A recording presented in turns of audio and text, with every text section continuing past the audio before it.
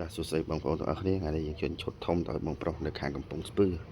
តបងគាត់ថាយកទៅ2ឈុតយើងណែនាំគាត់ថាចំលក្ខណៈគ្រួសារទេស្រាប់តែមកហូបទេបងយកឈុតធំនេះទៅអញ្ចឹងបងអត់មានខ្វះអីទៅថែមអីទៀតទេអ្វីដែលខ្វះគឺខ្វះចែកគេទេចាំខ្ញុំប្រាប់បងតាមក្រោយបាទហើយគាត់សួរថាឈុតធំមានអីខ្លះ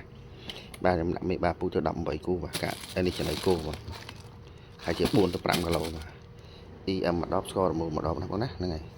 ហើយឈុតកញ្ច្រៃនេះឲ្យទៅ1ឡូបាទ1ឡូគឺ12ណា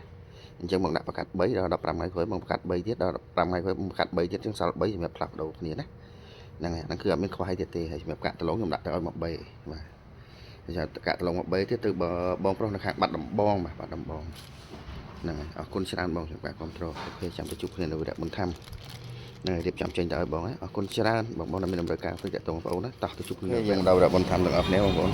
ចាំទទួលផងបងអរគុណច្រើនសម្រាប់ការគ្រប់គ្រងបងដែលមានតម្រូវការផ្សេងតាក់ទងបងប្អូនណាបាទអូខេធានាបរិញ្ញាចេះ100%បាទ